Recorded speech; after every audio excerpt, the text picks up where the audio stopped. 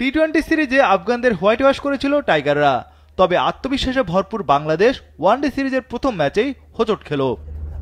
দারুণ সম্ভাবনা তৈরি করেও ব্যাটিং ধসে আফগানদের কাছে পুরোপুরি বিধ্বস্ত হয় টাইগাররা। সিরিজ বাঁচাতে এবার জয়ের কোনো বিকল্প নেই শান্ত মিরাজদের। গেল ম্যাচে টপ অর্ডারও হতাশ করেছিল ক্রিকেট ভক্তদের। ওপেনার তানজিদ তামিম, অভিষিক্ত সাইফ ও নাজমুল শান্ত কেউ বড় স্কোর করতে পারেননি। আফগানদের বিপক্ষে এর আগে 4টি দ্বিপক্ষীয় ওয়ানডে সিরিজ খেলেছে বাংলাদেশ, 2টি করে সিরিজ জিতেছে উভয় দল।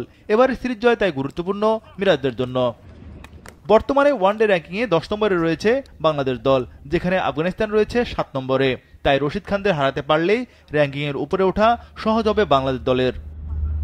এজন্য ব্যাটিংয়ের দিকে বেশি নজর থাকবে সবার। টপ অর্ডারে রানে ফেরার পাশাপাশি স্লগ ওভারে দারুণ ফিনিশ দরকার টাইগারদের। জাকের আলী যেন নিজেকে ছায়া হয়ে খুঁজছেন।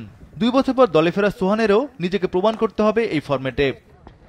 প্রতিপক্ষ আফগানিস্তান 8 মাস পর ওয়ানডে খেলতে নেমেই সিরিজ জয়ের দ্বার প্রান্তে। এর আগে 2023 ও 2024 সালে টাইগারদের বিপক্ষে ওয়ানডে সিরিজ জিতেছিল আফগানিস্তান।